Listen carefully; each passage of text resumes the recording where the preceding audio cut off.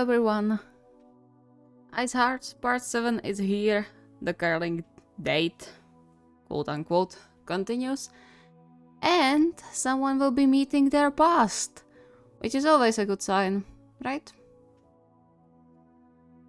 As always, special thanks to my lovely patrons and all of you who subscribe and watch my videos.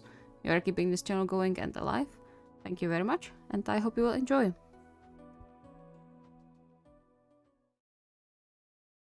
Who exactly invented this? KyouHaba stifled a laugh, watching Kyotani trying to get used to sliding on only one foot. The blonde sputtered and wavered again as he instinctively tried to push himself to slide on the non-sliding shoe and almost face-planted on the ice. Amused, KyouHaba offered him his hand to help him stabilize himself a bit. Just imagine you have only one skate. That happens sometimes, right? That you lose a blade and have to get on the bench. Kyotani raised his eyebrows at him. So you watched hockey before? KyouHaba looked away, busying himself with the stones so he wouldn't have to look at the other. Sometimes. Long time ago. I haven't seen a single video or match for the last 3 years. He prayed Kyotani wouldn't ask further about it. He really didn't want to talk about the past and possibly ruin the moment. Fortunately, Kyotani seemed to sense his feelings and just nodded, turning his focus back to his movement until he finally joined KyouHaba by the hack. So, what exactly is the point of this game? KyouHaba pushed 2 stones to him while pushing aside 2 for himself. Point is to get the stones closer to the circles than your opponent. It doesn't matter how close, just closer than the other team. Simply said, it's similar to petanque, just on ice. And you don't throw the stones. Kyotani hummed and pushed one of the stones around a bit. So, even if my stone ends up at the blue circle, as long as yours ends up outside of the target thingy, I still get the point. Right? Yes, exactly. That's when takeouts and guards come to play, but that's not important for you to know right now. He prepared his first stone. Do you want to try it? We don't have anyone to sweep for us, but it still can be fun. I'll give you the first shot. Kyotani nodded, the competitive fire burning in his eyes. KyouHaba gently corrected his posture and stepped back a bit, watching as Kyotani's eyes focused on the circles on the other side of the line, and his brow furrowed with concentration. Any other rule I should know about?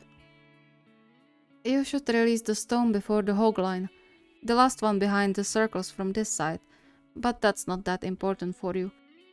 Also make it spin when you release it. Just push the handle a bit. And don't go over the last line, because then it's out of play and doesn't count. Kyotani nodded again and pushed himself off the hack.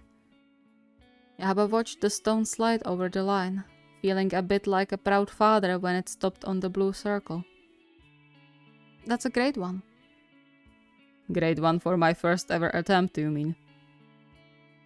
Still, KyouHaba rejoiced upon seeing the way Kyotani's chest slightly puffed out after his words.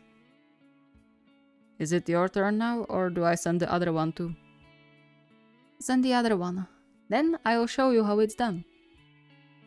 Kyotani grinned. Bring it on. His second stone stopped just on the line between blue and white circles, and KyouHaba couldn't help but be impressed. He could even see the slight curve the second stone did, even though it was probably unintentional on Kyotani's part.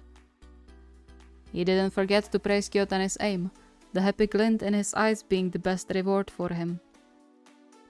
He wasn't worried anymore if he made a mistake by making the other play with him, and just focused on having fun.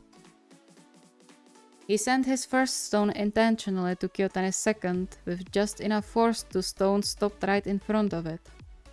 He saw Kyotani tilting his head from the corner of his eye, and inwardly snickered. Oh, just you wait.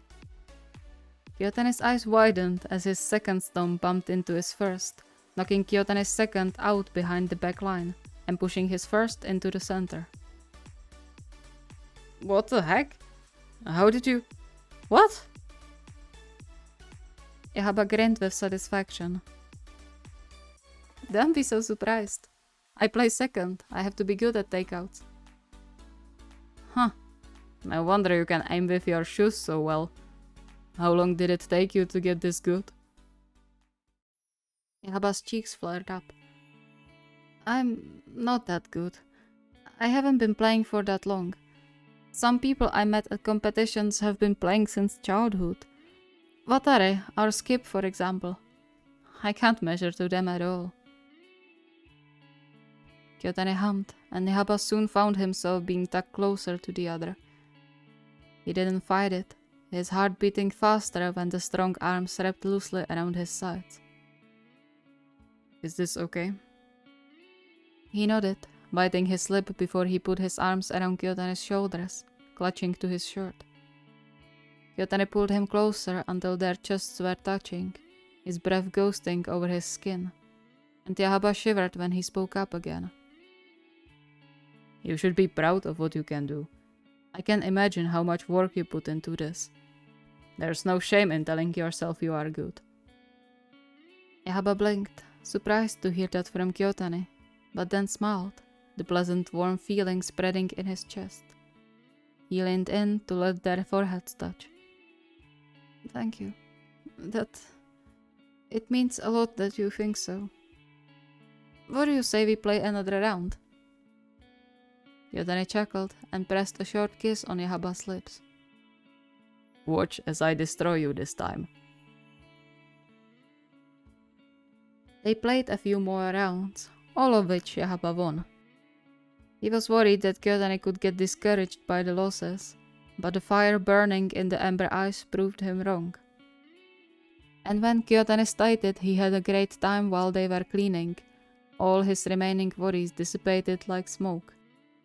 Even if Kyotane still thought curling was boring beyond measure, at least they spent a nice time together. That was all he wished for. He walked outside the stadium to wait for Kyotane to collect his things, huddled into his scarf and coat as the winter breeze bit his skin. A thought that perhaps he should have stayed inside or gone with Kyotane into the changing room crossed his mind. After all, there wasn't anyone else except for them, and Kyotane was already dressed to go home, so it wouldn't be that weird. He was just about to go back when an all too familiar voice froze him in place. Here you are. Took you quite long. After the initial freeze of his body worn off, KyouHaba clenched his jaw and turned around to face the other man, his heart starting to beat faster for all the wrong reasons. There was little to no change in Kaito's face in the last 3 and something years. He still looked as handsome and proud as before, but KyouHaba knew better than to fall for the first impression. What are you doing here? Smiling, Kaito pushed himself off the wall and put out the cigarette in his fingers. I was waiting for you. Why? I told you clearly I don't want to see you again. Nothing changed since then. Kaito sighed and walked closer, making KyouHaba take a step back. Look, I know I made a mistake, but it's been a long time and... KyouHaba huffed a humorless, incredulous laugh. The damn audacity. Mistake? Are you kidding me? You cheated on me several times, then tried to blame me for it, and you call that a mistake? Oh, come on, Shigeru. I'm a different man now, I swear. And I still love you. Can't you give me another chance? Another chance? You can't be serious right now. You really think I want to repeat everything?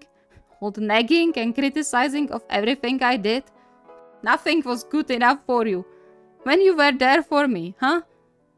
You always just talk me down. In front of your friends, your family. Don't think I don't know how you talked about me when you thought I didn't hear you. Did you ever ask what I want? It was always you first. And then you left me when I needed you the most. Just because I couldn't sleep with you. Well, I mean, it's a pretty important part of the relationship, so... He shrugged, making KyouHaba's blood boil. I was on a wheelchair, you asshole! I needed your support, and you just left me behind like a broken toy. Though I doubt I was ever more to you than some freaking toy. Don't say that, Shige. I still love you. But I don't. Go to whoever you fuck right now and leave me alone. I don't want to see you ever again. He flinched when Kaito narrowed his eyes at him and walked closer, his whole posture suddenly changing. Why don't you want to give me a chance? KyouHaba stepped back, his heart jumping into his throat when his back hit the wall. He thought of bolting to the door to try and get inside of the stadium, but Kaito's arms caged him to the wall. He gritted his teeth and tried to shove Kaito away, but the other didn't budge. Fuck off! Leave me alone! Kaito leaned closer and KyouHaba's blood ran cold. I know you still love me. KyouHaba's yelp got silenced by Kaito's lips pressed hard against his own. He pulled on all his strength and tried to push the man away, but he knew he had only a little chance against someone Kaito's size. As the last desperate attempt to get rid of him, he took a swing aimed at Kaito's face. It was a weak hit, but it served the purpose and broke the kiss, allowing him to gasp for air and push Kaito further away, only to get smashed into the wall again. Why do you always make things so difficult? KyouHaba instinctively covered before the raised arm, squeezing his eyes shut against the incoming pain. But instead, he heard fast approaching footsteps, and then everything holding him by the wall disappeared as Kaito stumbled backwards, landing harshly on the ground. Kyotani no less than growled at him, positioning himself between KyouHaba and danger. Touch him again and I'll break every damn bone in your body. Kaito's eyes darted between them before he gritted his teeth. Huh, so you already found a new one to fuck you? I thought you had a better taste, Shige. Apparently unbothered by the jab, Kyotani bared his teeth at him. Get lost, or I'll call cops on your sorry ass. Kaito slowly scrambled to his feet and pierced KyouHaba with his eyes. Kyotani shoved him away, still shielding KyouHaba with his body. Get lost. We aren't done yet, Shige. KyouHaba shivered, but managed to stand his ground. Despite that, his voice still came out much weaker than he intended. We were done the second you decided I'm not worth the wait. They both watched as Kaito disappeared into the dark, before KyouHaba let out a shuddered breath and harshly wiped off his mouth, suppressing the sudden urge to throw up. Kyotani turned to him, deep concern written in his eyes. Are you okay? KyouHaba managed to just shake his head before he threw his arms around Kyotani's neck and buried his face in his shoulder, feeling his hands and knees trembling. Strong arms were immediately firmly around him, surrounding him with all the warmth and safety he could need. And he needed a lot. Thank you. Kyotani hugged him a bit tighter, rubbing calming circles into his back. Don't mention it. Do you want me to drop you off somewhere? I have my car here. Can you get me home? Please? Kyotani nodded and gently ran his thumbs along KyouHaba's cheekbones, making him realize he was crying. Sure, come on.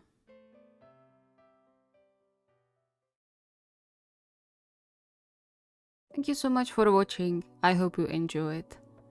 I think it's funny to follow how I've been hurting KyouHaba for ever, pretty much.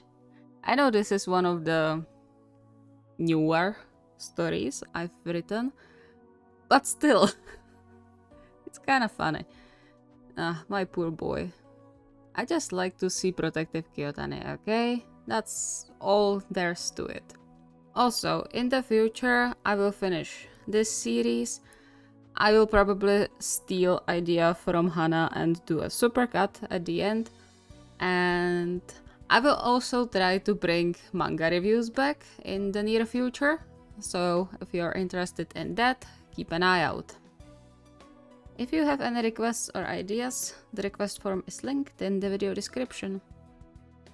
See you next time.